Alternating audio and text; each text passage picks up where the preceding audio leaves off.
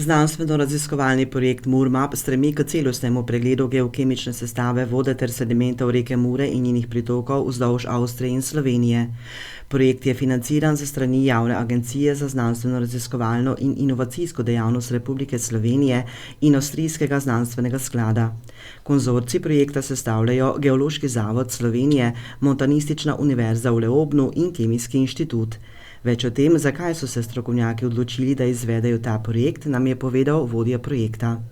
Naj najprej povem, da je projekt MURMAP primarno znanstveni projekt, raziskovalni projekt, ker nas zanima geokemija reke Mure. To pomeni kemijska sestava sedimentov, vode, suspendiranih delcev in tako naprej. Zdaj pa zakaj Mura? Na Geološkem zavodu Slovenije smo reko Idrijco že kar dobro raziskali, prav tako imamo podatke o reki Savi. Reka Drava je tudi zelo dobro raziskana in pretok Drave Meža in nekatere druge reke, ostane pa seveda še ena slovenska reka, ki je Mura. Ta je bila s podatki do sedaj relativno slabo pokrita in smo se odločili, da izvedemo ta projekt. Zraven smo povabili tudi naše avstrijske partnere, Montanistično univerzo v Leobnu, tako da smo lahko to našo reko, skupno reko, nekako celostno raziskali. V sklopu projekta MURMAP so strokovnjaki iz Geološkega zavoda Slovenije vzorčili in analizirali vodo reke Mure. Na 41 točkah vzdolž glavnega toka reke Mure med nizkim, srednjim in visokim vodnim režimom so vzorčili vodo 3-krat. Dodatno so vodo vzorčili na izbranih pritokih reke Mure. Vzorce so do nadaljnje obdelave shranili pri 4 stopinjah Celzija. Nato so vodo filtrirali, nakisali z dušikovo kislino ter po ustaljenem postopku pripravili za nadaljnje analize za elementno sestavo ter kasneje za meritve razmerja izotopov, pri čemer so uporabili masno spektrometrijo za induktivno sklopljeno plazmo. Pri merjenju so uporabili najrazličnejše standardne materiale ter duplikate vzorcev ter s tem zagotovili kakovost analiz. Tekom projekta so vzorčili vodo ter 3 vrste sedimentov, sedimente rečnega korita, sedimente poplavnih ravnic in suspendirane sedimente.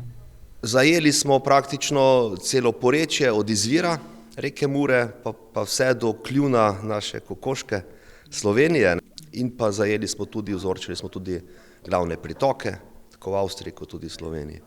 Tako da imamo zdaj dokaj celostno sliko o tem, kaj se stališča kemije, elementne sestave, vode in sedimentov tudi dogaja v tem sistemu. Cilj projekta je na celosten način predstaviti geokemično sestavo vode in sedimentov reke Mure ter njenih pritokov vzdolž Avstrije in Slovenije.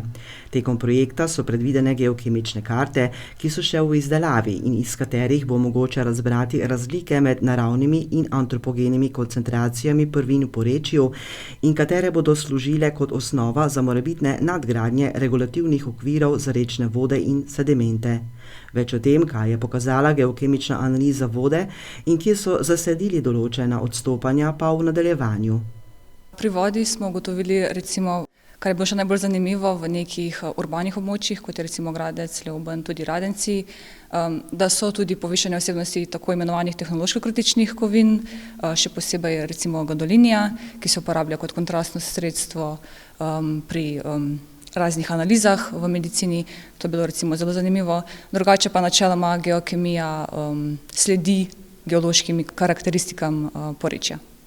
Medtem ko smo pri sedimentih zaznali določena povišanja vrednosti, ki pa niso presegle kritičnih vrednosti, pri recimo cinku, svincu in teh tipičnih kovinah.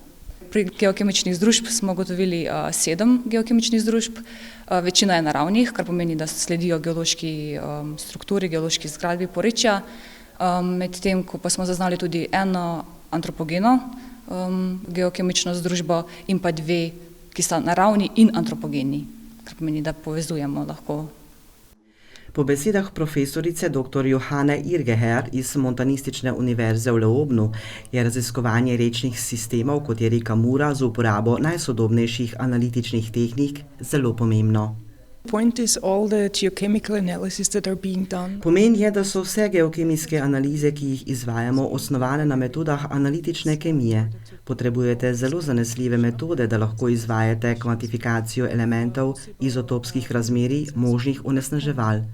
Dobra novica je tudi, da je raven onesnaževal trenutno zelo nizka, vendar to pomeni, da potrebujemo metode, ki so sposobne zaznati to. To je nekaj, na čemer se stalno dela. Naše orodje je torej razvoj novih metod, ki lahko zaznajo zelo majhne količine. Predstavljajte si, da vzamete kocko sladkorja in jo daste v veliko jezero. Mi lahko to zaznamo. Raven onesnaževal, s katerimi se danes srečujemo v reki, kot je Mura, je najnižja.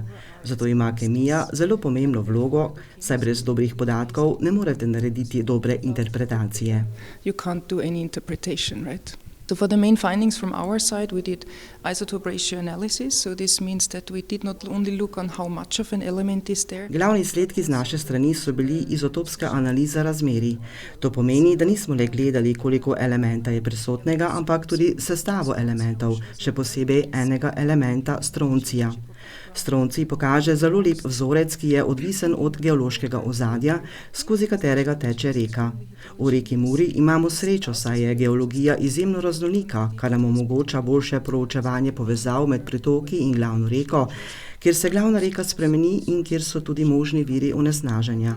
To je bilo izjemno zanimivo tudi preko meja, saj je geologija od izvira v Avstriji do slovensko-hrvaške meje izjemno raznolika. Ulrike Moser iz Montalistične univerze nam je povedala o postopku jemanja vzorcev.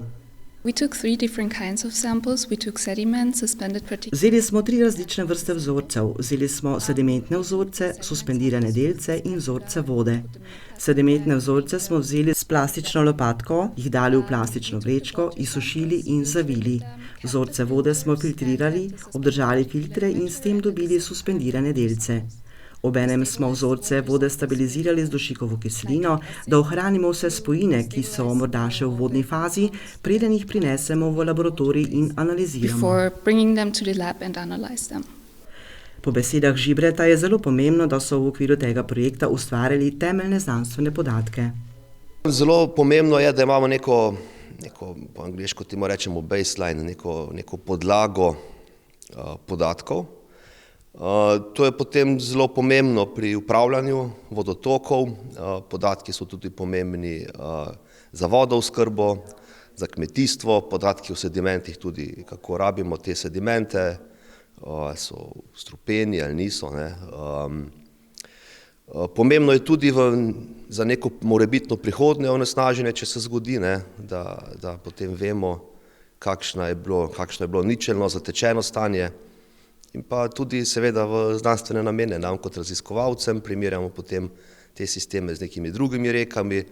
Ti podatki nam potem tudi pomagajo, če pride do takih težav, da lahko lažje modeliramo, kako se morebitno onesnaženje potem razširja, ne samo v Muri, tudi drugje. Skratka, gre za temeljne znanstvene podatke, ki nam potem lahko služijo pri marsikateri rabi. Strokovnjaki so v okviru projekta MURMAP mnenja, da je metodologija odvzema, priprave in analiz sedimentov dobro ustaljena in daje dobre rezultate. Zelo me veseli, da lahko poročamo, da v reki Muri in njeni sedimentih in vodi nismo zaznali nekih vsebnosti prvin, ki bi lahko bile nevarne za zdravje ljudi in organizmu. Tako da tukaj lahko povem, da je vse čisto. Zaznali smo res, da neke lokalne anomalije, ki so lahko posledica delovanja industrije in prometa, urbanizacije in izpustov iz čistilnih naprav, vendar naj vseeno poudarim, da so te vrednosti še vseeno precej nižje, kot so te dopustne vrednosti. Tako da lahko res z veseljem poročamo, da imamo tukaj dobro, lepo in čisto reko. Smo pa merili samo elementno sestavo, to pomeni več kot polovico periodnega sistema, vendar nismo pa merili organskih onesnaževal, to pomeni pesticidov, raznih olj in policikličnih ogljikovodikov. To pa morda čaka še za naslednji projekt. Dogodek je bil hkrati tudi priložnost vzpostavitve mreženja z raziskovalci, ki se ukvarjajo z tematiko onesnaževanja.